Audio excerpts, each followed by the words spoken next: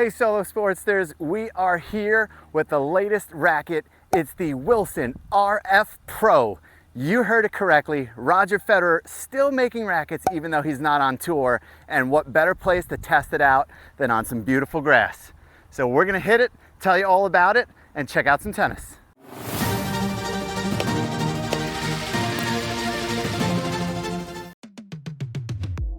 For this play test of the RF Pro, we decided to go with Luxilon Big Banger ALU Rough.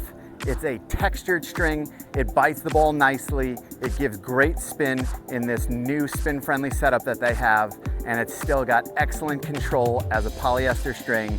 And what can we say? An iconic racket like Roger, an iconic racket from Wilson and Roger, and this perfect string that's been dominating the tour had to go together.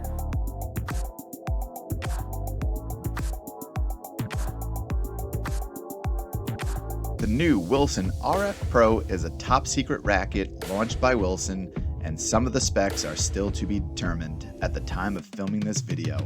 The head size is 98 square inches with an unstrung weight of 320 grams equaling 11.3 ounces.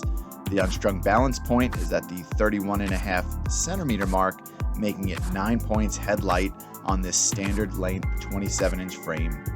The string pattern is 16 mains with 19 crosses, and the grip is a new RF leather with a sharp anthracite colorway that has a color shifting color from a dark black color to a light gray, just like the lead pencil.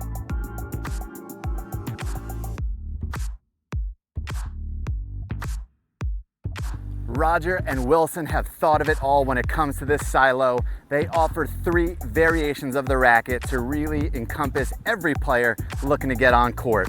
So our highest level racket is the RF Pro. It's 320 grams, unstrung, quite a heavy racket, and a 16-19 pattern. Then your standard weight is just simply the Wilson RF. 20 grams below at 300, same beam, same everything, same string pattern, 16-19.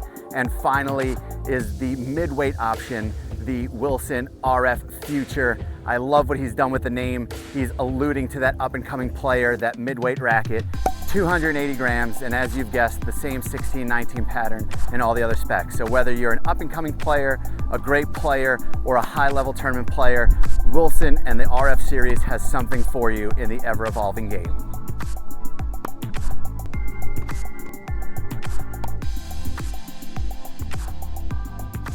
These rackets were designed and engineered for the next generation of tennis players, and that's by Roger himself and Wilson. It's written right on the racket, but you can always expect when Roger's in on the project to find some really nice detail and some really nice accents. So first is going to be on the end of the grommets. You'll see his initials. Instead of just finishing at a cut, it's a really nice touch.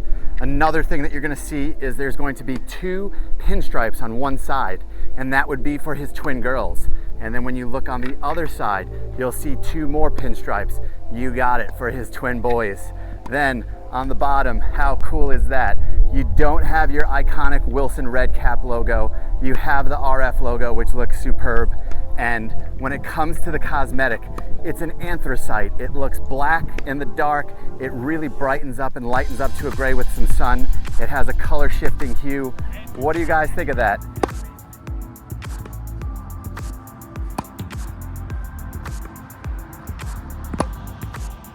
Normally, when you think the RF series, you're thinking Pro Staff, this beautiful version 14 copper color racket, but do not let that confuse you. Currently, it's just simply the RF. It's a new family, it's a new silo, it's a whole new category of rackets. They're totally independent. So this is your classic style racket, and with this racket, Roger has modernized it a bit, gone up to that 98 square inch head, thickened the beam, added some frame geometry, and made it much more comfortable as the game has evolved from this classic, beautiful racket.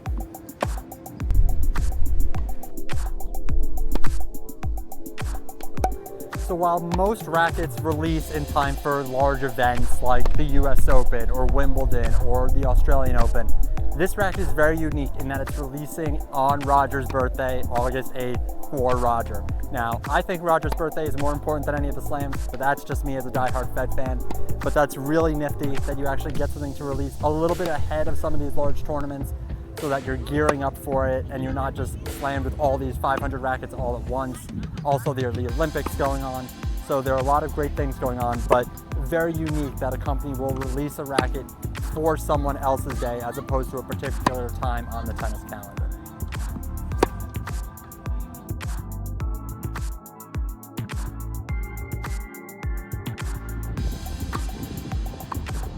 Overall, I really like what Wilson and Roger have done in this racket.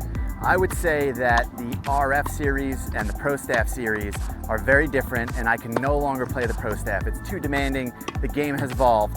But with this racket, it's really maturing and evolving as the game does as well. So on the baseline, it was much more comfortable and more plush and a larger sweet spot. I wasn't punished for all those mishits like I normally am with the Pro Staff. I was getting a lot more access on this. The spin potential was through the roof. It's a bit more of an angular design with some new frame geometry that helps you whip through and accelerate that ball. It also has the compatibility for a one-hander or a two-hander backhand, which is not normal for the Pro Staff line, but something you'll see in this RF line. And finally, it keeps that essence, that great play at net, as you can see on these grass courts, that you can put away a point, serve and volley, keep a low slice, and finish anything at the net with good feel and good control. So I like a lot what they've done with this new silo.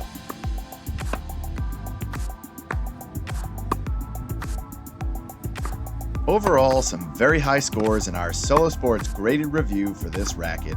If the Pro Staff is for Federer in his prime, then the RF is for the retired Federer who does not get on the courts as often and has lost a step. The design has all the class you would expect from this collaboration and is more user-friendly, applying to a larger audience of players who are all-court, classic stroke, and one-hand backhand preferably.